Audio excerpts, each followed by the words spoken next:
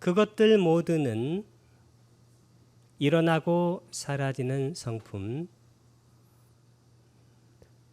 바로 전에는 변하는 성품인데 그 변하는 성품이 구체적으로 뭐냐면 일어나고 사라지는 성품입니다. 이게 일어나서 사라지는 성품.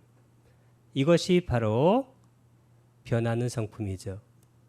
실제로는 일어나는 것도 중요하지만 사라지는 것도 중요해요. 그래서 어느 순간에는 일어나는 것에 더 많이 마음을 챙길 필요가 있지만 또 어느 순간에는 사라지는 것에 더 많이 마음을 챙길 필요도 있습니다. 가장 중요한 것은 이 두 개의 균형을 맞춰서 우리가 마음 챙김을 하는 것이 중요하고, 일어나는 것은 반드시 사라지는 성품이 있다. 이것을 깨달으면 예류자예요. 사무다야 담마, 니로다 담마. 일어나는 법은 반드시 사라지는 법이다. 그 말씀을 듣고 사리부타 존자도 그 자리에서 예류자를 성취했습니다. 아주 중요한 것이죠. 그러니까 일어나서 사라지는 성품을 우리가 아는 것을 통찰한다. 그러면 이 통찰이라는 것은 일어나서 사라지는 것이니까 당연히 무상하고, 그러니까 무상의 압박받고, 이 고는 여기서 unsatisfactoriness, 불만족이에요. 항상 하지 않으니까 그에게는 실체가 없어서 그렇다. 결론적으로는 이 무아에 대한, 그 무실체에 대한, 이 공해에 대한 그러한 통찰, 이게 바로 통찰입니다. 그러니까 통찰일 때는 크게는 무상고 무아, 삼법인, 작게는 무아, 공, 무실체. 이렇게 바로 통찰을 우리가 명확하게 이해할 필요가 있습니다. 여기서 해야 할 일은 우리가 보통 영어로는 task라고 합니다. 과업. 존재의 모든 측면에, 이 존재가 바로 being인데 모든 측면에 뭐가 중요하냐면 과정적 특성. 이게 아주 중요해요. 이 존재라는 것은 과정에 있다는 거예요. 프로세스에. 존재라는 것은 멈춰 있는 게 아니에요. 존재라는 것은 그냥 과정적인 특성에 있는 거예요. 일어나고 사라지고 일어나고 사라지는. 그래서 우리가 일어날 때 이것이 있다고 말하고 사라질 때는 없어졌다고 말하는 거예요. 그래서 이 존재라는 것은 일어남과 사라짐의 두 차원을 다 포함하는 과정적 특성을 갖고 있다. 이게 아주 중요합니다. 이것이 바로 일어나서 사라지는 그러한 특성을 인식하는 거예요. 같은 예를 들어 우리가 화가 일어날 때 알아차리는 것은 화가 사라지는 때를 계속해서 알아차리도록 이끌죠. 근데 우리가 화가 일어날 때 일어남을 잘 알아차리지 못하면 이것이 사라질 때 그것을 잘 알아차리지 못해요. 그래서 마음이 고요하면 화가 일어나면 착각합니다. 그리고 화가 탐진치할 때 삼독심의 하나라는 그 법을 알게 되면 이 화가 화로서 우리가 느껴지지 않고 이 화가 상독심의 하나, 그것이 바로 법인데, 이 법이라는 것은 일어나서 사라지는 그러한 경향성을 갖고 있는 것이 법이니까 반드시 일어나면 사라지겠거니 이렇게 알고 있으면 사라지는 거예요. 이때 바로 우리가 통찰을 개발했다라고 말을 할 수 있는 겁니다.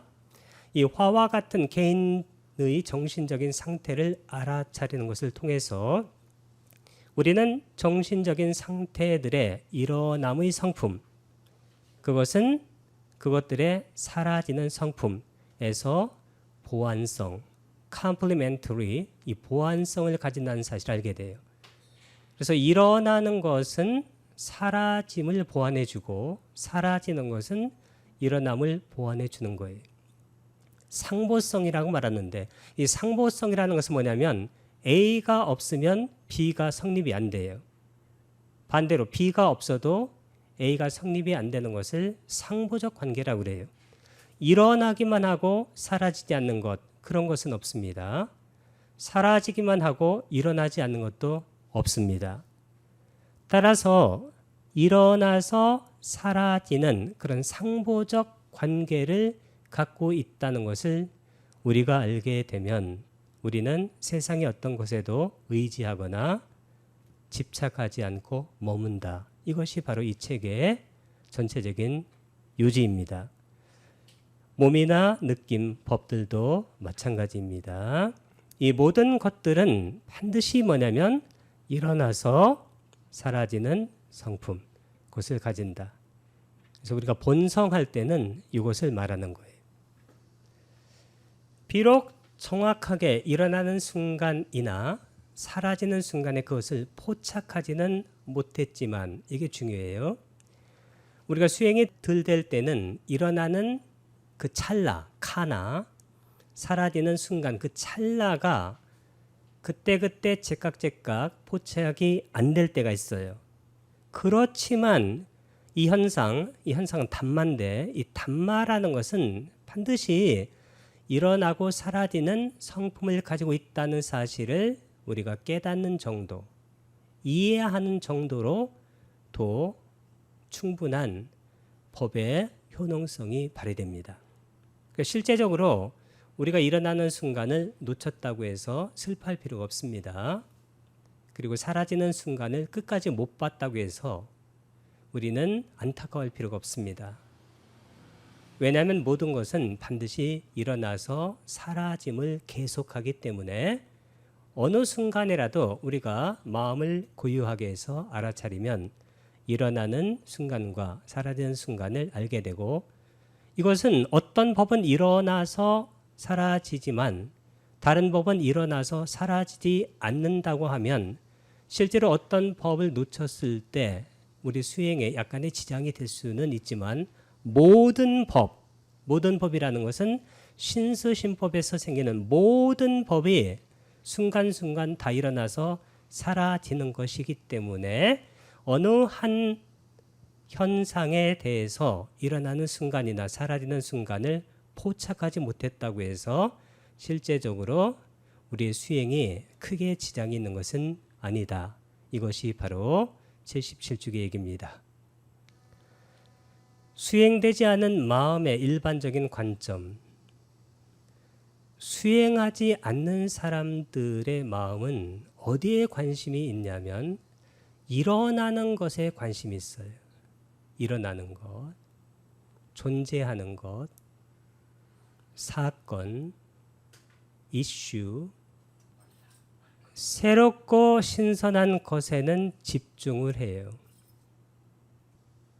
새롭고 신선한 것에는 집중하는 반면 오래되고 사라지고 그치는 것은 이 수행되지 않은 마음은 피하려고 해요. 일어남에서 사라짐으로 바꾸는 것은 이 균형. 아날라요 비구가 가장 강조하는 것이 이 밸런스예요. 균형입니다. 이 균형을 잃은 관점에 대응하는 데 도움이 됩니다. 그래서 일어났으면 반드시 사라진다. 사무다야 담마, 니로다 담마. 이것이 바로 사성제에 나오는 고집멸,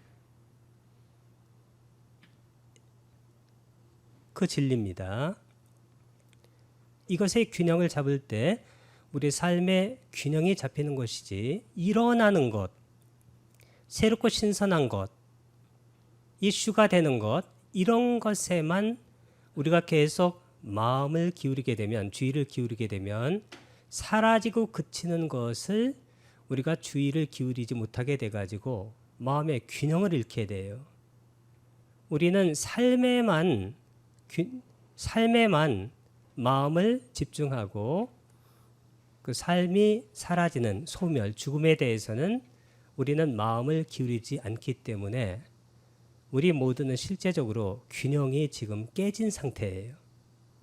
그렇기 때문에 부다께서도 마라나산냐, 그러니까 죽음에 대한 인식, 이것을 크게 권장을 한 겁니다. 물론 아날라위 비구께서도 명상을 하나만 추천해 달라고 말을 한다면 그것은 바로 죽음에 대한 명상이라고 그렇게 말씀을 하셨습니다. 변화에 대한 그런 알아차림. 이 변화라는 것은 무상한 거예요. 무상한 것은 고이고 고라는 것은 무아예요. 이 무아가 바로 공성입니다. 이 공성은 빨려로는 순냐따라고 그래요.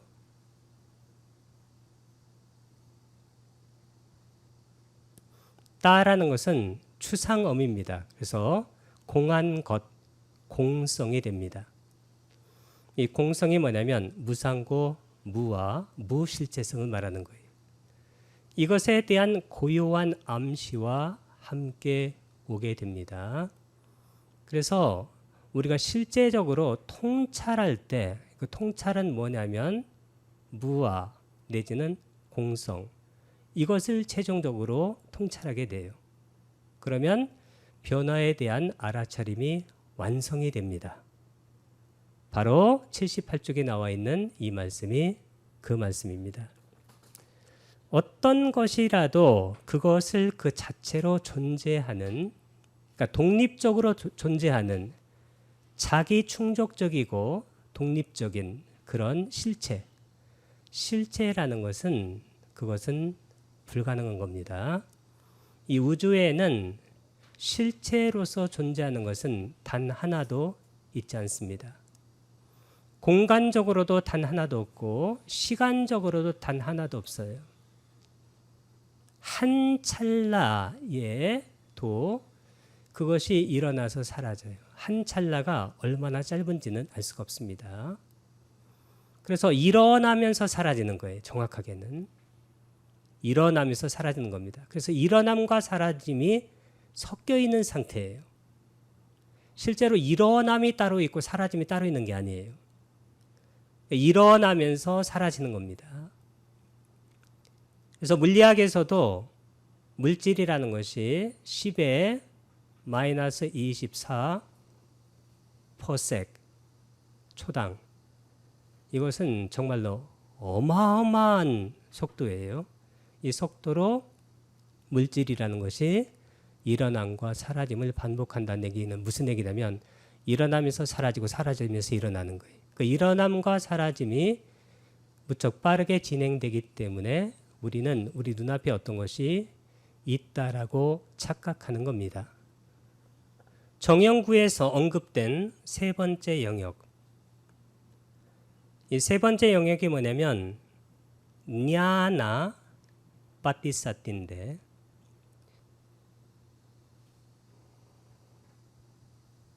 그 다음에 마음 챙김, 정확하게는 빠티사티라고 나오는데 우리가 아는 말로 사티라고 하겠습니다.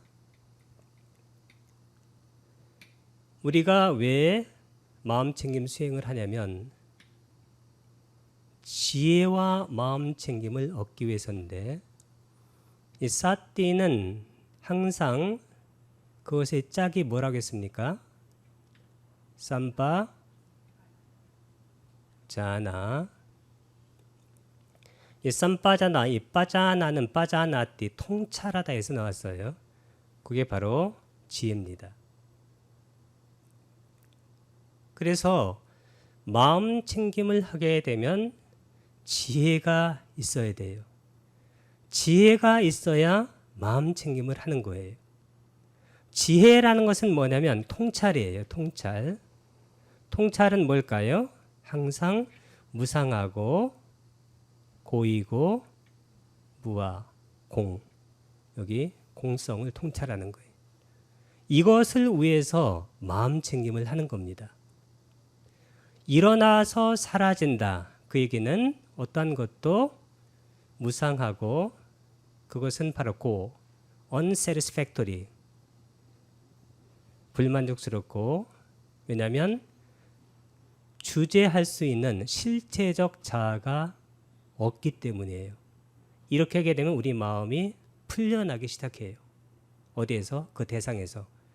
그 풀려남 그것을 해탈이라고 그래요. 그 풀려나서 탐욕과 진심과 그리고 어리석음이 없어지면 그게 열반이라고 합니다.